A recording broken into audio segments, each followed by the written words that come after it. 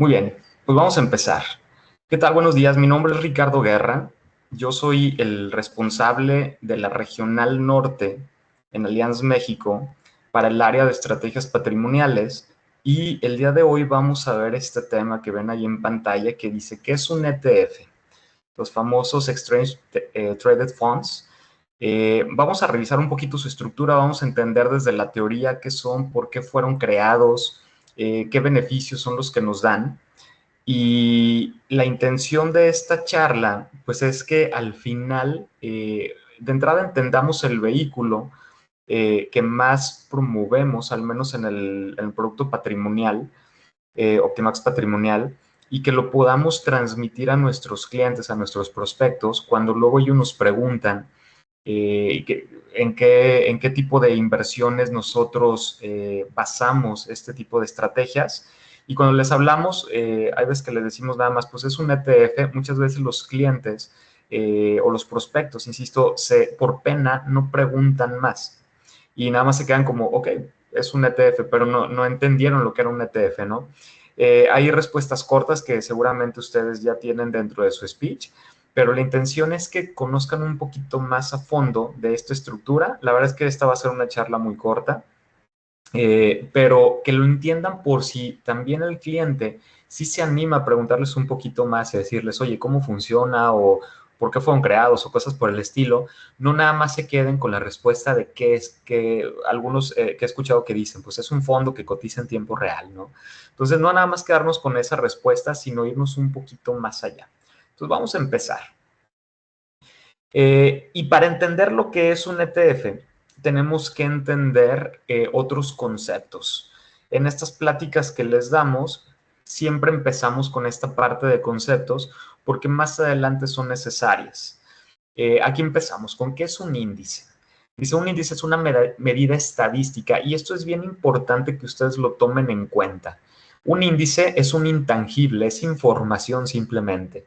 Dice, nos permite estudiar las fluctuaciones o variaciones de una magnitud en relación con el tiempo. Y es justamente lo que queremos analizar. Digo, aquí ya estamos enfocándonos un poquito también al uso financiero, pero a grandes rasgos eso es un índice, es una medida estadística. Por eso es la palabra que resalta en otro color. Medida estadística. Y yo les decía, son datos, simplemente datos.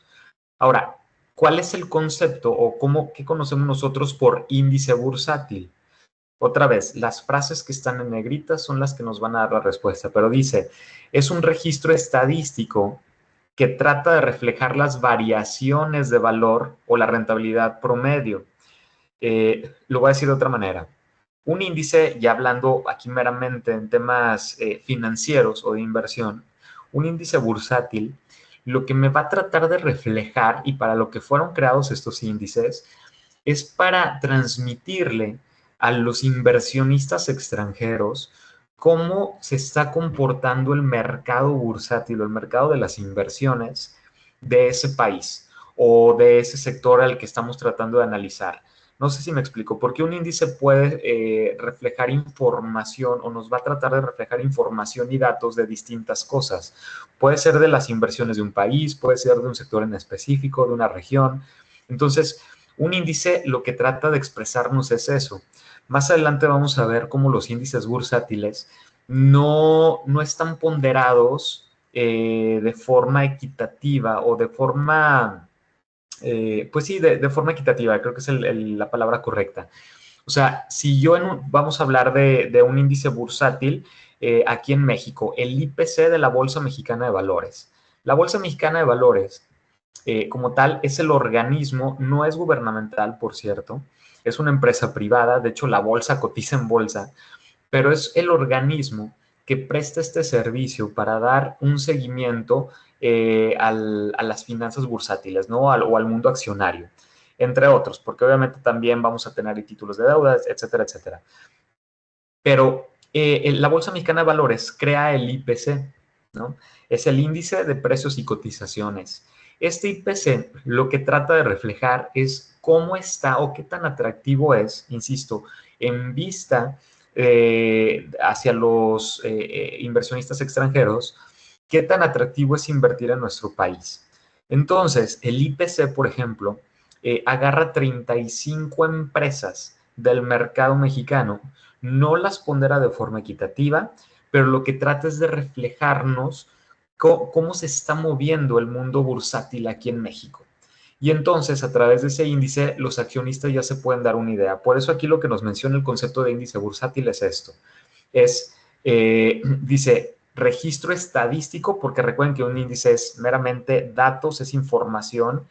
Dice que trata de reflejar variaciones de valor o rentabilidad promedio, ¿no? Lo podemos ver en gráficas, lo podemos ver en tablas, lo podemos ver como a nosotros, digamos, se nos presente o como nosotros lo necesitemos según lo que estemos haciendo, pero la intención es esta, es ver información estadística, ¿va? Vamos a seguir pasando. Recuerden que si tienen alguna duda o algún comentario pueden utilizar el chat. Vamos a ver aquí algunos ejemplos de índices bursátiles, ¿no? Y, digo, no sé si alcanzan a ver ahí la tablita, pero en el recuadro se mencionan algunos. Y viene precisamente el IPC, que les ahorita insistía, es el índice de precios y cotizaciones, que es en México. Y esto es creado por la BMV, la Bolsa Mexicana de Valores. También recordemos que aquí en México ya tenemos la Viva, ¿no? Que es la Bolsa Institucional de Valores, ¿no? Ya tenemos dos organismos que nos presentan esta plataforma de seguimiento del mundo accionario. O bueno, insisto, del mundo bursátil en general, porque también pueden ser títulos de deuda. En Estados Unidos, que es el siguiente rengloncito, vamos a ver el Standard & Poor's 500. En la Unión Europea, por poner ejemplos, porque hay más, vamos a tener el Eurostoxx 50. Hay varios, ¿no? Podemos encontrar el Eurostoxx 30. También en Estados Unidos vamos a encontrar otros índices que aparecen del lado derecho, como el Nasdaq. El Nasdaq es meramente el sector de innovación y tecnología de Estados Unidos, ¿ok? Otra vez Estados Unidos, pero en su creación lo que ellos buscaban era contemplar únicamente aquellas empresas que estuvieran catalogadas como empresas de tecnología, pero también de innovación. Por eso vamos a encontrar algunas empresas que no meramente son de tecnología, pero que están innovando en su forma de hacer negocios. En algún momento me hablaban por ejemplo, un Costco, ¿no? Bueno, Costco, por su modelo de innovación de hacer comercio, de vender, se le consideraba dentro de este segmento, ¿no? Está el Dow Jones, que aquí se va meramente a empresas o al sector industrial. Vamos a encontrar también, por ejemplo, el Russell, que el Russell 2000 son aquellas empresas de pequeña y mediana capitalización. Esas no vienen aquí en el recuadro, pero pues bueno, por mencionar algunos otros índices que se tienen. En México también hay más índices. De hecho, vamos a encontrar, así como está el IPC, que es, insisto, las 35 empresas más representativas de la Bolsa Mexicana de Valores, vamos a encontrar otros índices como el índice también de mediana capitalización. Ahorita vamos a ver lo que es la capitalización, no se preocupen, pero vamos a encontrar más índices también aquí en México. Encontramos el Nikkei de Japón, aquí mismo en el recuadro que están viendo en pantalla, hasta arriba dice el IBEX de España, está el CAC 40, o como dirían los franceses, CAC 40, de Francia, el DAX de Alemania, etcétera, etcétera, ¿no? El Bovespa de Brasil, el Merval de Argentina. Y aquí vemos un ejemplito de una gráfica cómo se han comportado estos índices. Y yo lo que les comentaba hace rato es la primer vista o la primer, digamos, como la tarjeta de presentación que va a tener un país o un sector para aquellos inversionistas que quieren pues meter su capital en algo muy en específico. Oye, yo soy un inversionista europeo y quiero ver si me conviene. He estado escuchando mucho que México ahorita se está moviendo, que están teniendo buenos rendimientos. Quiero ver cómo va México. No, usualmente lo que hacen este tipo de inversionistas o de gestores o analistas es voltear a ver estos índices accionarios. Entonces, voltean a ver, por ejemplo, el IPC de la Bolsa Mexicana de Valores, ven un seguimiento, ven cómo se ha comportado, si ha sido muy lateral. Al mencionar lateral me refiero a que la acción no ha tenido una tendencia alcista o bajista, sino que más bien se ve como esta franjita meramente horizontal. Ven si ha tenido movimientos alcistas o bajistas y se fijan en las fechas. Oye, ¿fue sensible o no fue sensible? ¿A qué noticia? ¿Por qué subió? ¿Por qué bajó? Y entonces empiezan a dar una idea de cómo se mueve este índice accionario. Ya una vez que analizan el índice, entonces ya se meten a profundidad. Oye, a ver, ¿qué sectores considera este índice? ¿Cómo está ponderado? Que lo vamos a ver a continuación. Pero entonces ya tienen una, digamos, van teniendo un espectro de información para toma de decisiones que va de lo general a lo particular. No sé si estoy siendo claro con esto. Ahora, aquí, lo que ahorita yo les mencionaba, hay empresas que se eligen para estos índices, pero hay otras que quedan fuera. Yo ahorita mencionaba el Standard Poor's 500, que es algo que mencionamos muy seguido en este tipo de charlas. Son las 500 empresas más representativas del mercado norteamericano. Aquí no importa el sector, simplemente son las más representativas. En el IPC de la Bolsa Mexicana de Valores, yo les mencionaba que son 35, pero obviamente hay más empresas que cotizan en bolsa, ¿no? No nada más son 35, bueno, en la Bolsa Mexicana de Valores. En Francia también, o sea, pues sí, en estos países europeos, ¿no? En España no nada más son 30, en Francia no nada más son 40, o sea, hay más empresas que cotizan en bolsa, pero ellos toman esta cantidad de empresas para, insisto, ser una tarjeta de presentación y que entonces los inversionistas extranjeros o los gestores de fondos tengan una visión clara de cómo se mueve este mercado y si realmente es atractivo o no. Entonces aquí dice, ¿cómo se eligen las emisoras de un índice? Hay dos elementos que van a tomar en cuenta. La primera, la bursatilidad, que es lo más importante. Esta palabra o este concepto nosotros lo mencionamos seguido, no nada más en este tipo de pláticas o de asesorías, sino que, perdón, en este tipo de capacitaciones, sino que también ustedes en sus asesorías. No, es un índice bursátil. No, es que un ETF replica los índices bursátiles. No, lo que pasa es que nosotros en Allianz promovemos la filosofía de la gestión pasiva, que eso también viene más adelante, pero agarramos los índices más bursátiles, etcétera, etcétera, ¿no? Entonces, ¿qué es bursatilidad realmente? Y aquí lo vemos en definición. Es la facilidad de comprar y vender acciones. Y yo les voy a contar una anécdota muy personal. Para los que ya me conocen, pues bueno, saben que yo en su momento trabajé en una banca patrimonial, una banca privada, y en alguna ocasión se me hizo fácil, con un cliente estamos analizando algunas opciones y había un índice de pequeña y mediana capitalización aquí en México y estaba teniendo muy buenos rendimientos. Entonces el cliente y yo, porque siempre tienes que hacer una decisión en conjunto, vimos que era una buena idea entrar a invertir algo de su capital en este índice, que les digo que también, o sea, en México no nada más está el IPC. Entonces entramos a invertir en este índice de pequeña y mediana bursatilidad o capitalización. Y como lo dice el nombre, es baja bursatilidad. Entonces, fue muy interesante porque en un lapso de una semana, yo creo, obtuvimos el 8% de rendimiento, que si ustedes pues bien lo saben o lo han escuchado, los índices accionarios o la renta variable en general, nosotros le esperamos que nos pague entre un 8 y un 12% anual. Entonces, imagínense ganar el 8% en una semana. Estábamos contentos. Entonces me dice el cliente, pues yo creo que ya la vamos a vender. Pongo la postura de venta y no salió. Pongo la postura de venta al día siguiente, no salió. Nos costó más de semana y media que se vendieran esas acciones. ¿Por qué? Porque son de baja bursatilidad. Es esa facilidad de comprar y vender. Y obviamente esto va ligado con lo atractivo para otros inversionistas, porque recuerden que si yo quiero vender acciones, tengo que tener una contraparte, tengo que tener un comprador. Entonces, a eso se le conoce como bursatilidad. Si yo estoy comprando una acción que para mí es atractiva, pero para el resto del mundo no, pues yo las voy a comprar, ¿no? Porque a lo mejor alguien se quiere deshacer de ellas incluso. Pero cuando yo las quiera vender, necesito esa contraparte.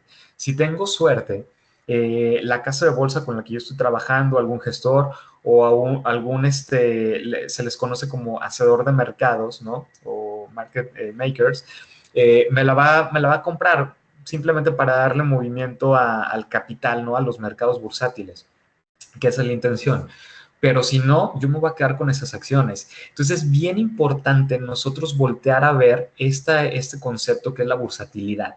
Oye, Ricardo, ¿y cómo nos podemos dar cuenta de eso? Pues bueno, cuando entramos a las páginas, estas que nos dan herramientas para analizar las gráficas de las acciones, de los índices, Normalmente siempre vamos a ver que tienen como muchos elementos esas gráficas. Algunos los quitamos porque nada más nos gusta ver la gráfica en su forma más limpia, pero siempre viene acompañado de atrás unas barritas rojas, bueno, no sé, normalmente vienen de un solo color, que es precisamente el volumen de operación del día.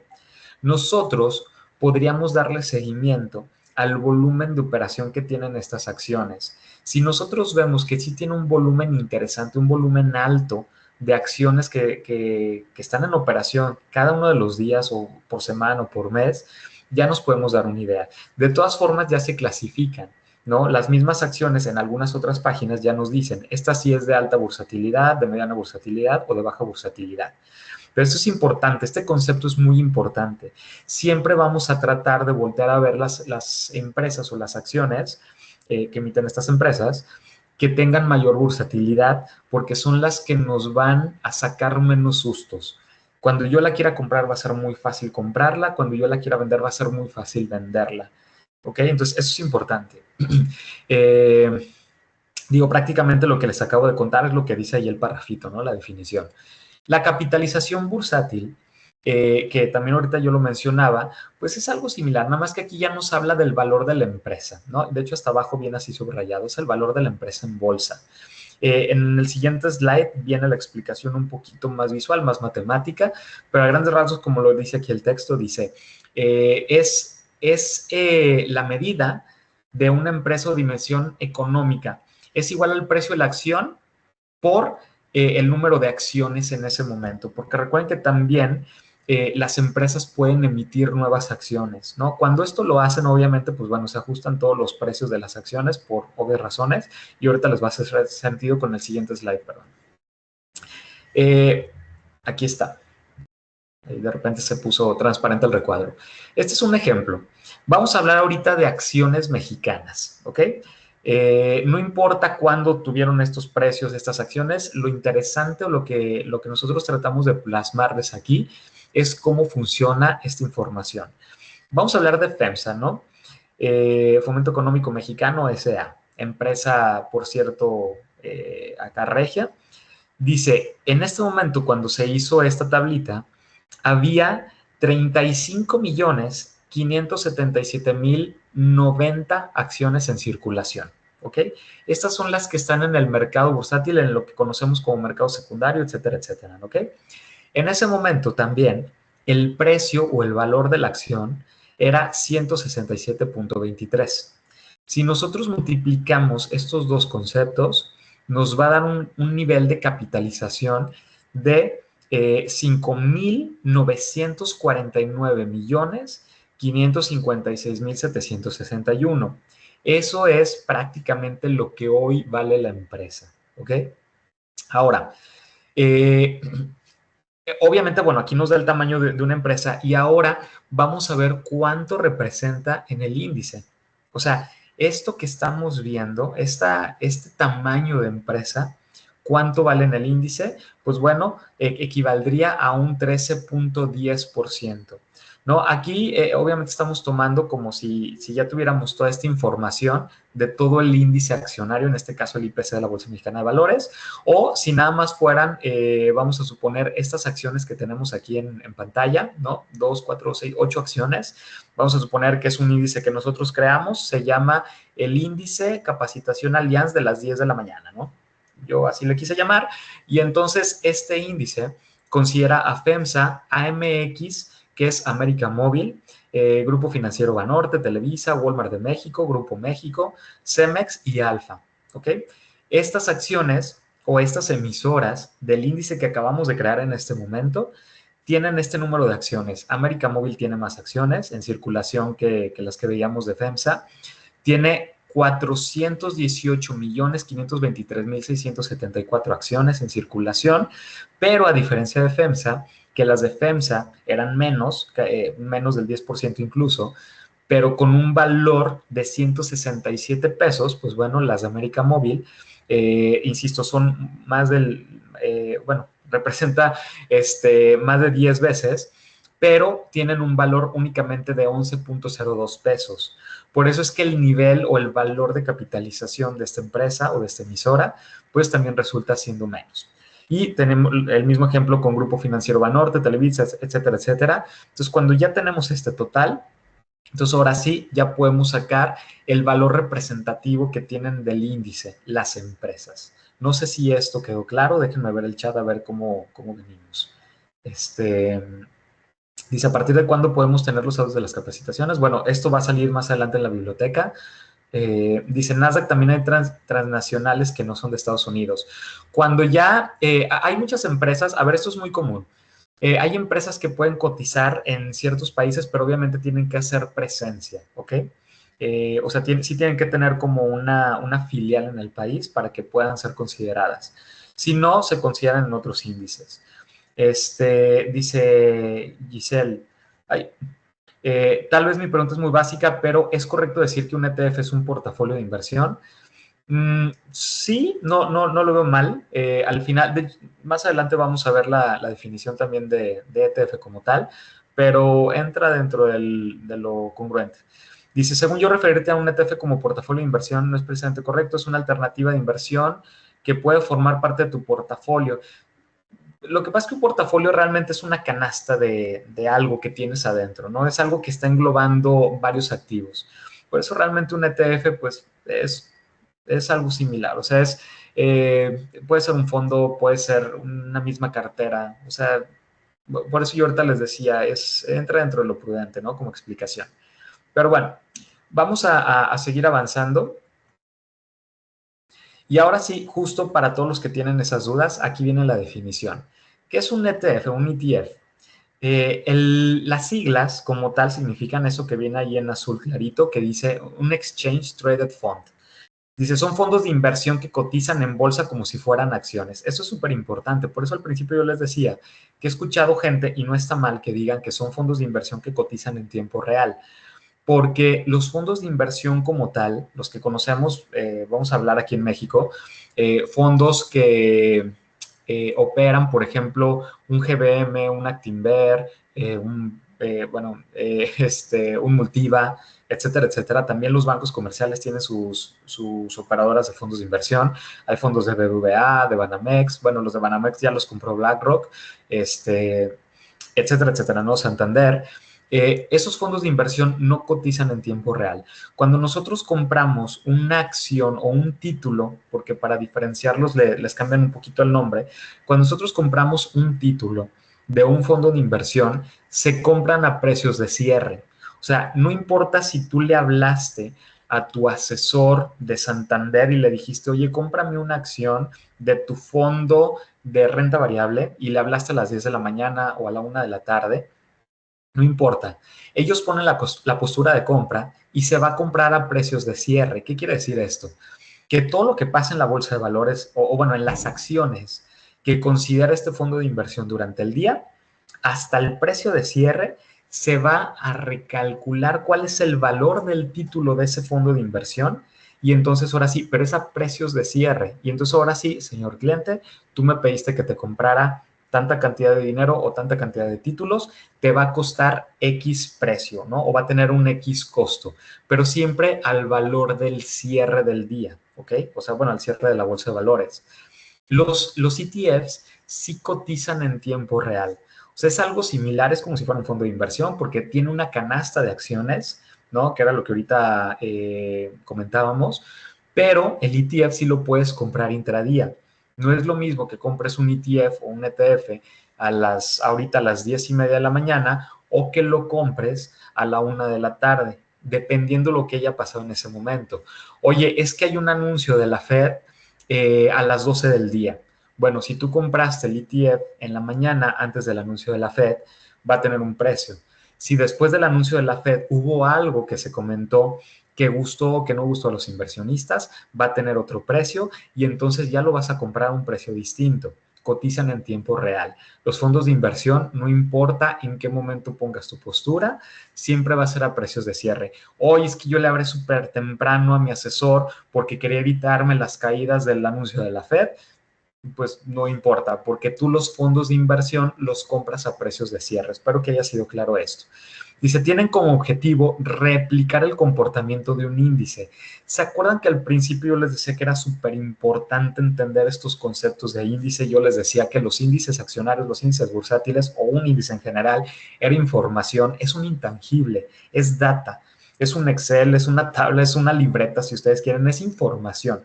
No, yo no puedo llegar a una casa de bolsa y decirle, cómprame un índice. No existe, o sea, el índice es información como tal. Lo que sí puedes es pedirle a un asesor que te compre un ETF que replica estos índices. O hay fondos de inversión, ¿no? Insisto, que también tratan de replicar estos índices, ¿ok? Entonces, esa es la intención o esa fue pues realmente el motivo de que nacieran estos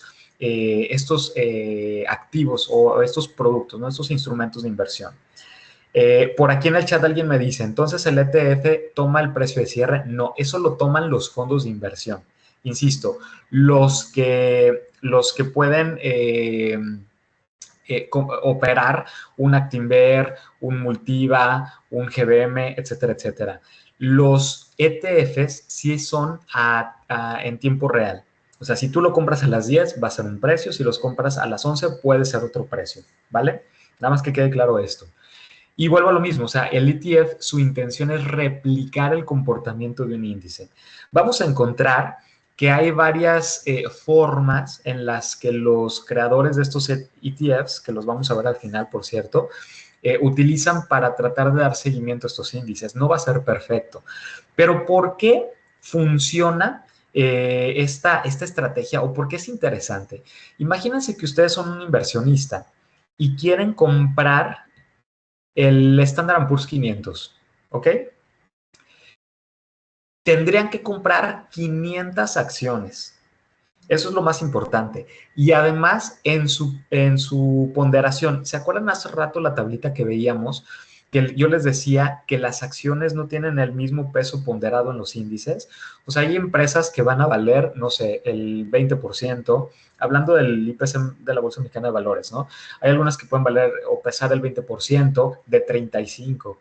Hay otras que a lo mejor van a tener un peso ponderado del 10, del 15, del 8, del 5, que si ustedes hacen la operación, o sea, si ustedes ahorita abren su calculadora y dicen, a ver, está fácil porque son 35 empresas. Si ustedes dividen un 100% entre 35, les va a dar poco más de 2.8%. O sea, querría decir que cada empresa tendría que pesar 2.8% para que estén todas equilibradas, que era lo que también les mencionaba al principio. Pero ¿qué es lo que sucede? Que no todas tienen ese peso ponderado. Hay empresas que ahorita como lo veíamos, por su nivel de capitalización, tienen un mayor peso, tienen una mayor representación, porque también yo se los mencionaba al principio, la intención de los índices es que sea esa tarjeta de presentación para el inversionista extranjero, ¿no? O en un sector determinado. Yo quiero que los inversionistas vean qué tan interesante es este sector, no le voy a dar el mismo peso ponderado a todas las acciones, ¿no? Puede ser que tome como referencia el nivel de bursatilidad, puede ser que tome como referencia el nivel de capitalización bursátil o el valor de la empresa, o simplemente, o sea, ¿sabes qué? Esta empresa hoy es simplemente más relevante para este mercado, para este sector, y entonces le vamos a dar un mayor peso, ¿vale? Entonces, en el caso del IPC de la Bolsa Mexicana de Valores, las 35 empresas que lo componen, no todas pesan 2.85%, ¿va? Entonces, imagínense que pues, yo quiero invertir 1 millón de pesos. De entrada, ese 1 millón de pesos yo lo tendría que dividir entre el número de acciones exacto para yo tener ese peso ponderado igual al del índice. Se vuelve operativamente muy complicado, muy ineficiente y prácticamente imposible cuando lo quieres hacer con índices que ya consideran más de 100 activos o más de 100 emisoras. Se vuelve prácticamente imposible. Entonces, para eso se crean los ETFs, que son estos grandes gestores que tienen capitales de muchos inversionistas y les es más fácil hacer este tipo de operaciones, ¿va? Entonces, otra vez, ¿qué es un ETF? Por definición, un Exchange Traded Fund, ¿no? Que son fondos de inversión, pero que cotizan en bolsa de valores, y yo aquí le agregaría, cotizan en tiempo real. Punto número 2, tratan de replicar el comportamiento de un índice. Puede ser el índice de un país o puede ser un índice de un sector. Dice, las participaciones se negocian en mercados bursátiles, electrónicas y en tiempo real, que era lo que ahorita yo les mencionaba. O sea, aquí sí vamos a encontrar, si yo hago la operación en cierto horario, voy a tener precios de ese horario, ¿no? No al cierre como los fondos de inversión tradicionales. Dice, los ETFs por su carácter de producto cotizado está sujeto a un tratamiento fiscal como si fueran acciones. Eso también es importante. Le va a dar el mismo tratamiento fiscal si yo compro acciones de Apple que si yo compro un ETF del Standard Poor's 500 o del Nasdaq. Tratamiento fiscal, o sea, si yo sé que en México se paga el 10% de los rendimientos, entonces voy a tener que pagar el 10% de los rendimientos también de los títulos que yo compré de estos ETFs. No sé si fui claro. Me voy a ir un poquito al chat porque vi que estaban algo activos. Dice, ¿sigue operando Timber? Sí, todavía sigue operando. Se escucha, ok. Dice, ¿a eso se refiere la terminología de fondos indexados? Sí, fondos indexados, indizados, como lo quieran mencionar, pero sí, presente por eso los llaman de esta forma, ¿no? Fondos indizados o indexados, porque tratan de replicar un índice, ¿no? Insisto, puede ser un índice accionario de un país o de un sector. Dice, ¿por qué algunos comentan y aseguran que es mejor comprar en la bolsa que en una aseguradora? Híjole, yo pienso que para todos sale el sol, ¿no? Y en gustos se rompen géneros, pero a ver, comprar acciones en una casa de bolsa, a lo mejor tienes la facilidad de que esa plataforma se creó para eso, o sea, para hacer compras y ventas, y hay una operación más ágil, ¿no? Y por ende, pues bueno, también vas a tener esta opción de entrada en tiempo real. Oye, yo las quise comprar a las 10 de la mañana, yo las quise comprar a la 1 de la tarde después del anuncio de la Fed o lo que sea, ¿no? Pero también hay un costo operativo. El cazabolsero te va a cobrar por comprar y por vender. Ya ahorita, como están estas plataformas de brokers online, ya te cobran menos, pero en mis tiempos, que se cobraba aproximadamente el punto 60, el punto 50 por operación. Ya ahorita, con la entrada de los brokers online, que ya mucha gente ya se gestiona solo, muchos de estos costos ya bajaron al punto 25, a lo mejor algunos todavía están cobrando punto 30, punto 15, ¿no? Dependiendo de la institución y lo que te ofrezcan. Entonces, tienen pros y contras, ¿no?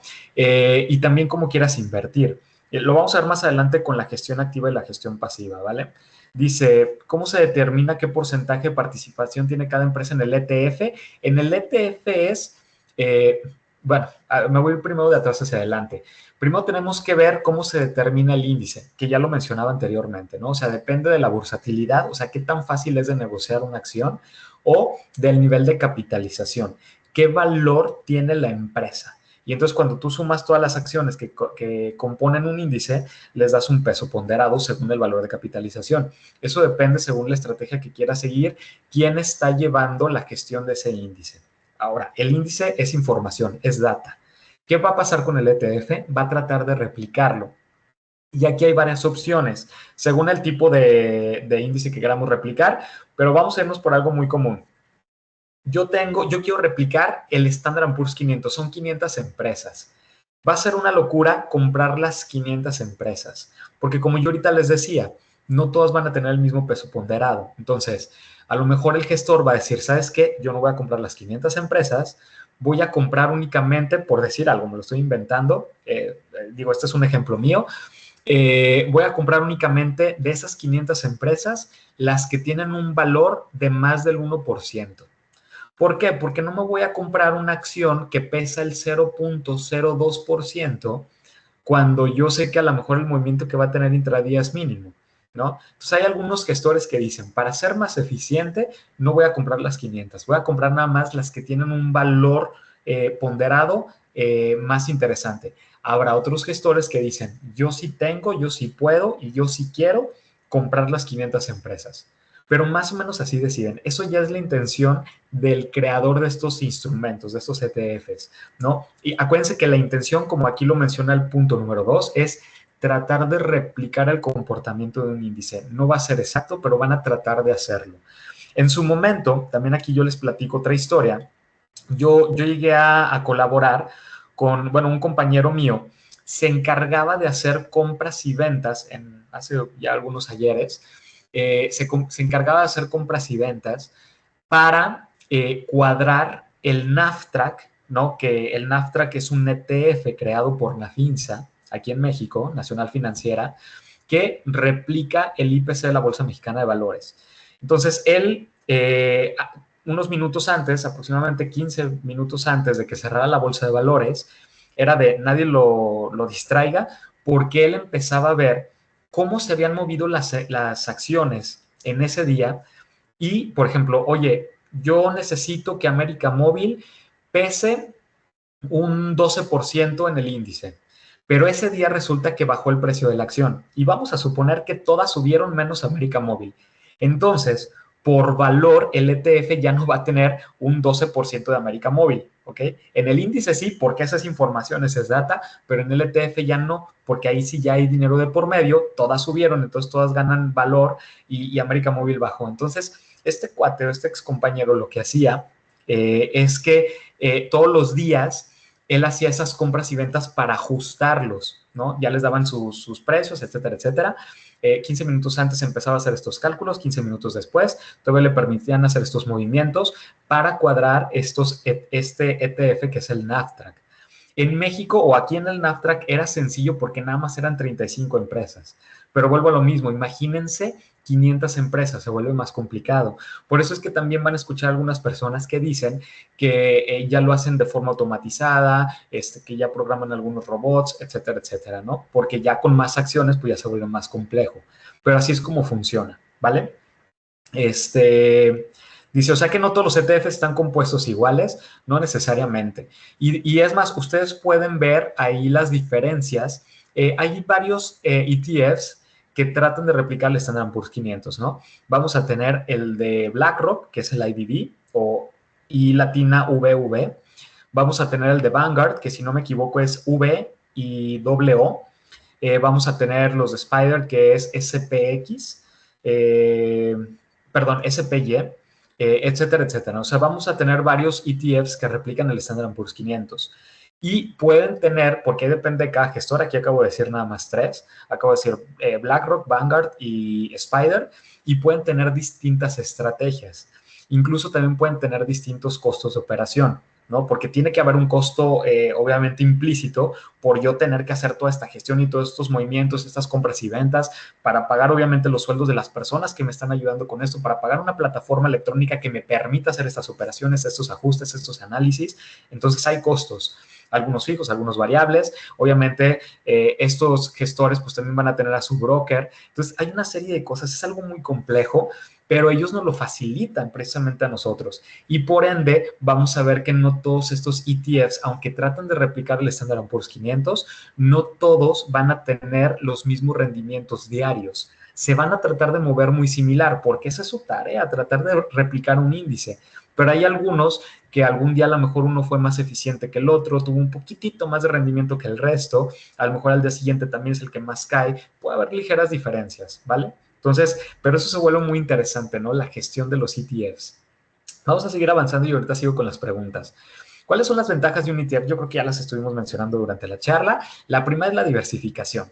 La típica de no metas todos los huevos en la misma canasta, no tengas nada más un solo activo de inversión. Hoy, ¿sabes qué, Ricardo? Es que a mí, yo he estado escuchando que ahorita el tema de los semiconductores está, pero interesantísimo, está creciendo y hablan mucho de Nvidia. Entonces, yo quiero comprar acciones de Nvidia. Ok, nada más que todo el riesgo que absorba esta empresa, y puede ser cualquiera, o sea, a ver, vámonos a ejemplos hasta absurdos. Recientemente salió por ahí una noticia de un CEO que lo cacharon en un concierto con la de recursos humanos. Y esa pura noticia tuvo un impacto en el precio de la acción porque le empezaron a cuestionar muchas cosas. Obviamente la empresa corre a estas dos personas porque dicen, oye, pues no vas con mis valores, y hay una serie de movimientos. Y para algunos inversionistas puede ser como que, híjole, es que ese CEO tomaba muy buenas decisiones. ¿Con quién lo van a suplir? Y a lo mejor el suplente no gusta tanto como este que acaban de correr. Entonces, todo puede pasar. O sea, por eso ahorita les ponía un ejemplo que pudiera sonar absurdo, pero están expuestos a todo. Oye, es que hay empresas de semiconductores que una está situada, por decir algo, en California y otra está situado a lo mejor del otro lado, ¿no? Vamos a poner Florida. Oye, llega un huracán, le impacta al que está en Florida y tuvieron daños en los servidores. Entonces, pues a la empresa de semiconductores que está en Florida le fue muy mal y al otro no. Entonces, ¿a quién le apostaste? Por eso, oye, yo quiero invertir en semiconductores porque sé que es una mega tendencia y volteé a ver Nvidia. Pues está bien, lo puedes hacer, pero insisto, estás absorbiendo todo el riesgo de lo que le puede suceder a esa empresa reputacional, bueno, se le llaman riesgos no sistémicos, no sistemáticos. No, por ejemplo, ahorita yo hablaba de un ciclón, un huracán o lo que sea, puede ser muchas cosas. Y también están los ETFs, y de hecho aquí en Allianz tenemos dentro de una de las alternativas que se llama tecnologías especializadas, tenemos un ETF de semiconductores, SOXX, que ya no es invertir únicamente en Nvidia, únicamente en AMD, sino que también ya tienes otras empresas y te diversifica. No sé si fui claro. Entonces, otra vez, me interesa invertir en semiconductores, escucho mucho de Nvidia, lo puedes hacer, pero te llevas todo un riesgo. O puedes comprar un ETF donde no nada más está Nvidia, hay alguien más y ya diversificas tu riesgo. Los dividendos es algo muy interesante de los ETFs, que así como las empresas pagan dividendos, a su vez los ETFs pagan dividendos a los accionistas. Ojo, en el caso de las alternativas que tenemos en Allianz, los dividendos los cobra la misma alternativa de inversión, ¿no? Y aquí de una vez voy hablando de la estructura que nosotros tenemos. Tenemos una alternativa de inversión que en este caso se llama tecnologías especializadas y adentro tenemos ETFs, ¿no? Vamos a tener la de semiconductores, vamos a tener robótica y vamos a tener la de blockchain. Esos ETFs, a su vez, adentro tienen otras empresas. No sé si se dan cuenta que como que se van anidando, o sea, hay algo dentro del otro, ¿no? Como las monitas estas rusas. Entonces, los ETFs adentro van a tener más cosas. Y pudiera ser, digo, ahorita yo mencioné algunos, pero pudiera ser que incluso algunas de estas todavía consideren dentro algo que también va anidando otro grupito de empresas, ¿no? No lo descartemos. Normalmente, eso ya es muy raro, pero no se descarta. O sea, sí hay ETFs que adentro pueden tener una especie de carterita de inversión, de fondo. Vamos al ejemplo más claro. Hay ETFs que consideran dentro de su portafolio la empresa Berkshire, que es la empresa de Warren Buffett. Berkshire es una empresa, es un holding que contiene muchas empresas más, ¿no? Entonces, ese es uno de los ejemplos que ahorita yo les mencionaba. Entonces, no sé si se fijan, por eso yo ponía el ejemplo de las monitas rusas. O sea, yo tengo una alternativa en Allianz que adentro tiene ETFs. ¿Quién es el cliente de los ETFs? La alternativa de Allianz. Por eso cuando se pagan dividendos, ¿quién va a cobrar los dividendos? La alternativa de Allianz. ¿Y qué es lo que hace Allianz con esos dividendos? Se recompran más acciones de los ETFs, ¿no? Se reinvierten en la misma estrategia. Otra de las ventajas que tienen los ETFs son los bajos costos. Y ahorita yo lo mencionaba, si nosotros quisiéramos replicar un índice, nos saldría carísimo y sería operativamente muy complicado, ¿ok? ¿Por qué? Porque si yo quiero el Standard Poor's 500 son 500 empresas. Entonces se vuelve muy costoso y estar pagando compras y ventas de esas acciones. Oye, es que el IBEX 30 de España está fácil porque nada más son 30 empresas. Pues sí, pero ahora págale comisiones al gestor o a tu broker por estar comprando y vendiendo esas 30 acciones diario, porque diario las vas a estar rebalanceando. O a lo mejor no lo haces diario, lo haces cada semana, lo haces cada mes, ya no va a ser tan exacta tu réplica del índice, pero te va a estar costando.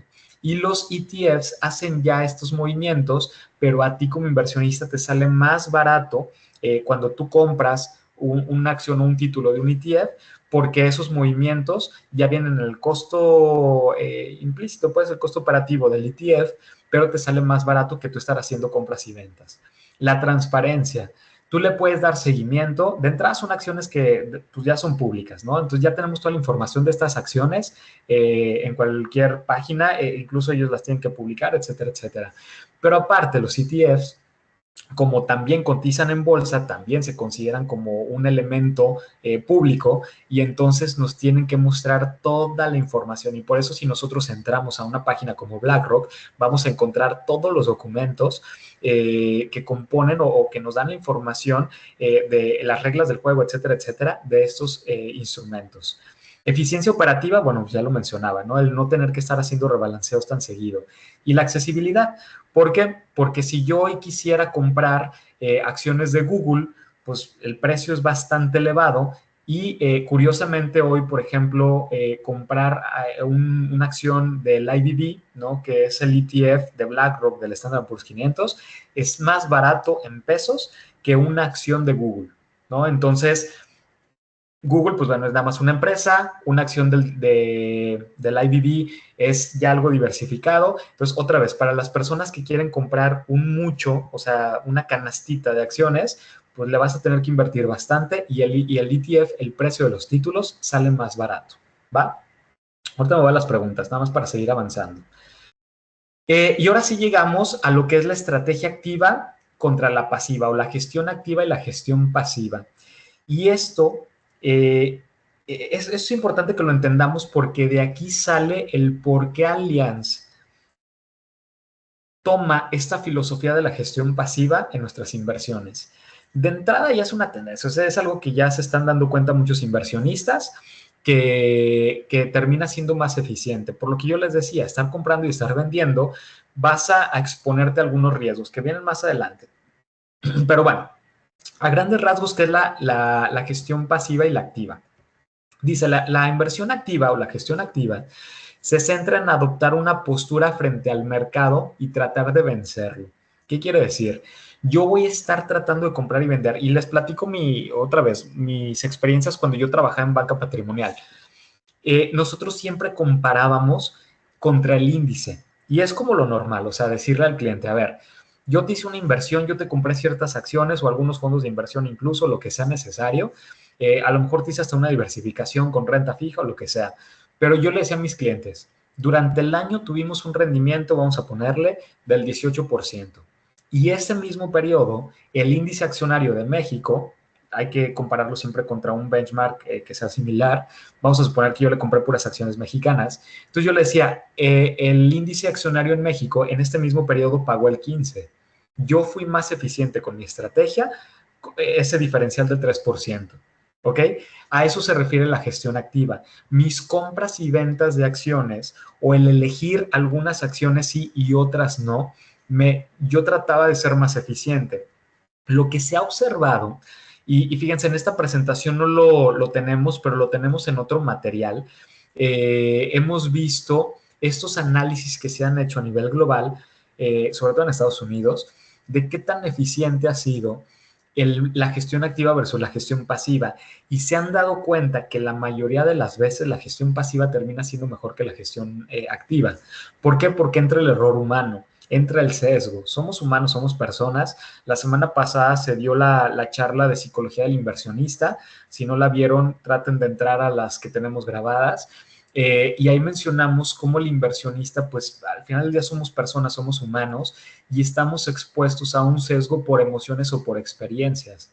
Entonces, este mismo sesgo se puede transmitir a los asesores, a los brokers, y pueden tener a lo mejor un cierto, por algo muy personal, un cierto sesgo a una empresa. ¿Sabes qué? Yo le tengo mucha fe, por decir algo, a Apple, ¿no? Y es más, soy una persona es más, voy a decir el ejemplo contrario. A mí me choca Apple. De hecho, yo uso Android, y no quiero comprar acciones de Apple porque algo muy personal, no me gusta la empresa, a lo mejor tuve una mala experiencia, lo que sea, y a lo mejor pues algo tan tonto como un día fui a una Apple Store y me trataron mal, entonces a partir de ahí puro Android y ya ni siquiera me gustan las acciones, hay un sesgo.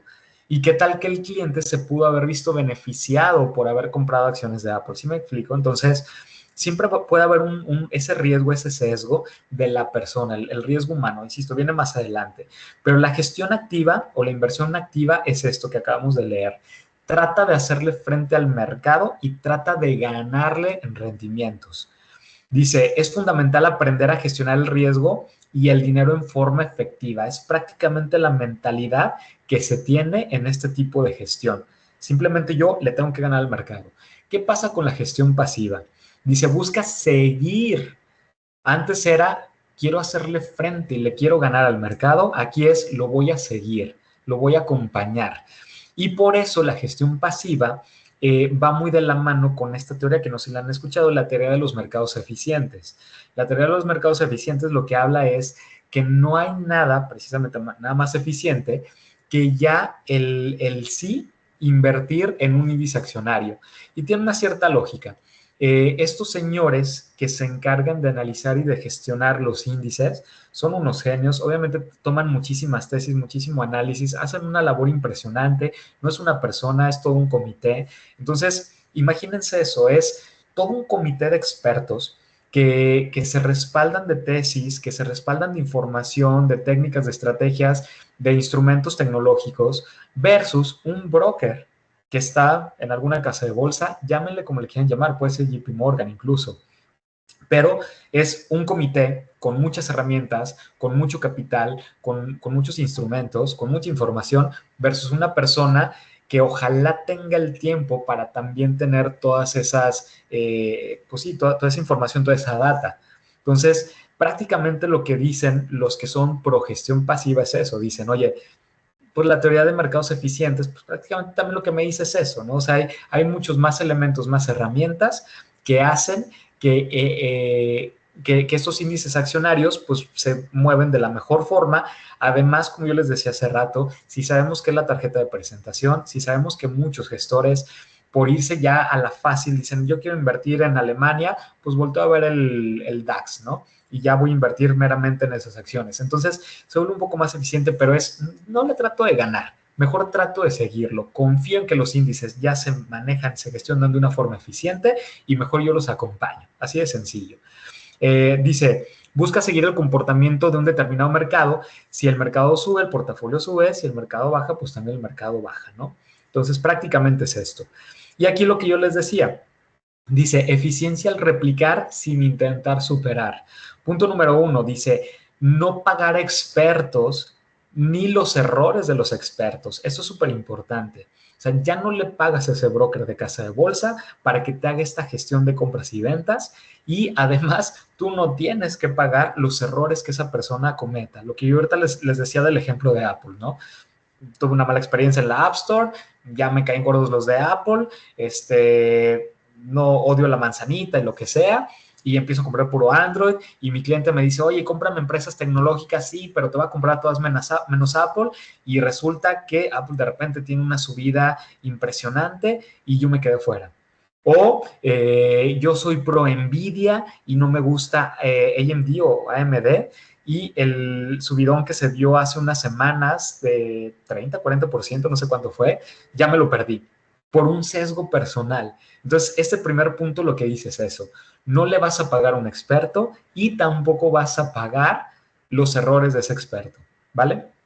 Número 2, no asumir apuestas arriesgadas. Ya eso de que, pues le entro y vamos a ver qué pase. Yo pienso que, fíjense, a ver, aquí les voy a recordar una anécdota, esto es historia real. Cuando empieza la pandemia, mucha gente, pues obviamente empezamos a utilizar mucho el Zoom y mucha gente decía, oye, la empresa Zoom pues se va a hacer millonaria porque muchos están utilizando esta plataforma tecnológica para comunicarse. Y no nada más en negocios, también ya lo empezamos a utilizar con la familia, ¿no? Así, ay, ¿cómo van por allá? Y vivíamos a 3 cuadras, ¿no? Pero bueno, eh, la gente empieza a comprar acciones de Zoom, pero se equivoca de Zoom. Están comprando empresas de una empresa que también se llamaba Zoom, pero que se dedicaba a otra cosa. Entonces, eso también, o sea, puede ocurrir. O sea, yo hago una apuesta arriesgada, compro acciones de una empresa que yo digo, esta va a ser la buena, y por X o Y razón, por falta de información o lo que sea, resulta que me equivoqué. Entonces, no asumimos apuestas arriesgadas, mejor me voy con el mercado, me voy con algo que está diversificado. Dice no perder el market timing, que es esta filosofía de la gestión pasiva, es invertir hoy en una canasta de activos que yo no sé cómo va a estar el día de mañana, pero sí le estoy apostando a que en un futuro, un corto, mediano o largo plazo, va a tener un buen desempeño. Y esto es la intención de los índices, ¿no? Siempre mostrar la mejor cara de un país o de un sector. Entonces, no pierdo ese market timing. Es que yo quería entrar en el punto más bajo, es que yo quería entrar en el punto más alto. A ver, olvídate mejor de eso. Eso es para los que les gusta la gestión activa, se vale, pero la gestión pasiva es yo me meto en una estrategia y la dejo funcionar, la dejo madurar. En el Inter puede haber caídas, puede pasar muchas cosas. Oye, es que yo entré en el Nasdaq a finales del 2021 y luego de que entré en noviembre, diciembre empiezan las caídas. 2023 fue nefasto, pues sí, pero si tú tienes una visión, perdón, de largo plazo y confías en estos índices, te diste cuenta que del 2021 para acá evolucionaron varias cosas. Las acciones que componen el Nasdaq cambiaron, la ponderación que tenían, perdón, también cambió y ahorita, unos años después, el Nasdaq ya va en positivos. Entonces, vale la pena, nada más que es una visión distinta a la gestión activa. Y eso también es importante nosotros considerarlo, porque el cliente cuando le hablamos de renta variable normalmente va a tener un sesgo y va a decir, es que esto es de comprar y vender. No necesariamente. Hay que explicarle lo que es la gestión activa y la gestión pasiva y estos 4 puntos. Y el cuarto punto precisamente dice no incurrir en costos internos de entradas y salidas, lo que yo les mencionaba. Hace rato en el chat alguien me preguntaba que si era mejor una casa de bolsa que las aseguradoras o cualquier institución que te ponga un ETF enfrente, pues bueno, dependiendo, porque la casa de bolsa te va a cobrar por operación, comprar y vender, si tú quieres estar haciendo esos movimientos, te va a costar, y con nosotros nada más hay un costo administrativo anual, y puedes también estar haciendo de repente estos movimientos, sabes que hoy me quiero salir de este índice, y ya no te va a costar esa salida, ¿vale? Ya para casi terminar, estos son algunas de los gestores de ETFs, de los más conocidos. Tenemos iShares de BlackRock, ¿no? Tenemos por ahí Vanguard, Vanek, Spider, que también ahorita lo mencionábamos. De hecho, vi que por ahí en el chat lo estaban mencionando. Amundi, WisdomTree. Nosotros pues tenemos algunos de estos. Si no me equivoco, de lo que más tenemos, bueno, de hecho, estoy seguro que lo que más tenemos es BlackRock, por obvias razones, es el gestor más grande del mundo. Tenemos algunas de Spider y de hecho tenemos una, si no me equivoco, de WisdomTree, que si no me equivoco es la de petróleo. Entonces, pero estos son algunos de los gestores, por si los quieren conocer. Y me paso las preguntas mientras les dejo esto en pantalla para que también lo vayan leyendo. Me dicen por aquí, ¿qué pasa si un gestor de ETFs, un día tiene un éxito sensacional y se va por arriba del propio índice que está replicando? Se hacen ajustes en días posteriores. De hecho, ellos buscan también eso, o sea, tratan de replicar, pero sí también dicen, a ver, pues por costos y por estrategia, si le puedo ganar, estaría increíble. Normalmente esas diferencias son mínimas, pero sí llega a pasar. Y a eso se le conoce como alfa. Siempre que nosotros comparamos una inversión contra un benchmark, le vamos a llamar alfa. Bueno, esa diferencia de rendimiento se le llama alfa. Y algunos lo presumen, ¿ok? Entonces puede ser que si le ganen, no necesariamente van a decir, es que el índice ganó el 8%, nosotros ganamos el 8.5%, déjame te quito el 0.5%. No, ellos lo presumen, es una medallita y ellos dicen, ¿sabes qué? Le ganamos al mercado tratando de replicarlo. Estamos haciendo cosas muy buenas, ¿no? Acuérdense, la intención es tratar de replicar, no replicarlo exactamente, porque es muy difícil también eso. Dice, Allianz supera sobre todas estas marcas. Bueno, como ahorita lo mencionaba, tenemos principalmente BlackRock, tenemos Spider y tenemos algunas de WisdomTree. ¿Se consideran las otras? Siempre estamos viendo si metemos alguna alternativa, pero pues eso ya más bien depende de cómo nosotros vemos nuestro mercado, la filosofía obviamente de inversión que tenemos en Allianz México y en Allianz Global Investors, etcétera, etcétera, ¿no? Dice, nos vas a enviar la información. Yo no logré ver qué gestores. Bueno, les pongo la página de gestores. Invesco, sí, Invesco también es otro de los gestores. Invesco, de hecho, es el que tiene el ETF más superado del Nasdaq, ¿no? El famoso QQQ. Dice, en el caso de Allianz, ¿qué ETFs de Standard & Poor's tiene? Pues bueno, tenemos el IBB de BlackRock y tenemos el SPY de Spider. Dice, IBB peso tiene un menor volumen de transacciones en el día. Sí, ahí por la cuestión cambiaria, ¿no? Pero, pues bueno, dice, no me quedó claro lo de negociable, ¿significa bursátil? Sí. Bursatilidad significa la facilidad de hacerte o deshacerte de una acción, digo, dicho en otras palabras. Si un cliente quiere invertir en ETFs, en euros dinámico, ¿cuáles son las acciones que lo conforman? Bueno, en este caso, en Allianz, el ETF que nosotros usamos para dinámico euros es el EZU, EZU. Entonces ya ahí te metes, o sea, pues es de BlackRock, se meten a la página de BlackRock y ahí pueden ver el seguimiento de las acciones. Insisto, cambian constantemente. Entonces puede ser que hace 5 años hayan sido unas, puede ser que hace un mes hayan sido otras. Y van cambiando constantemente y BlackRock te va poniendo ahí un seguimiento de estas acciones, ¿no? Y su peso ponderado. Pero bueno, pues realmente esto es toda la presentación. Cierro con esta frase o con esta slide. Dice, en el 2004 se listan los primeros ETFs y representan alrededor del 35% del volumen operado en la Bolsa Mexicana de Valores. O sea, qué tan importante o qué tan grande es el mercado el día de hoy, que aquí en México, recuerden que nosotros operamos hoy a través de la Bolsa Mexicana de Valores, eh, una tercera parte representa, bueno, en aquel momento representaba, perdón, una tercera parte las operaciones de los ETFs, pero hoy ya representa más del 50%. O sea, ¿qué tanto ha evolucionado este mercado? ¿Qué tanto ha crecido? Aquí lo vemos. Desde el primer momento tuvo un impacto bárbaro, bruto, como dicen aquí en el norte. Por obvias razones, lo que les acabo de explicar. Estás diversificado, disminuyes riesgos, costos, etcétera, etcétera.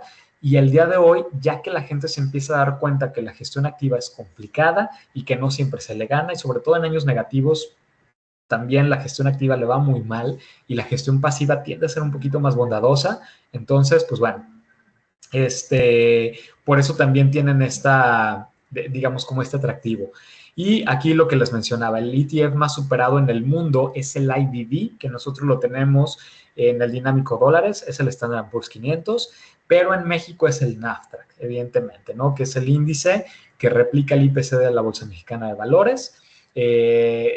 TAC, que es la versión en español, ¿no? Títulos referenciados a acciones, que es prácticamente lo mismo que, o es la traducción de los Exchange Traded Funds, y NAF porque lo creó NAFINSA, Nacional Financiera, ¿vale?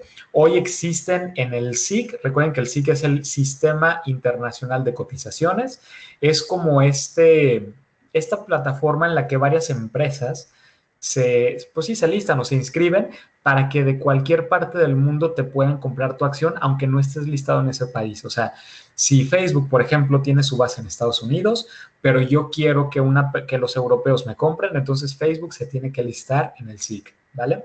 Entonces, hoy existen en el SIC más de 3,500. Y pues con esto terminamos. Más o menos una hora nos llevó esta charla. Aquí les dejo en pantalla el equipo de estrategias patrimoniales.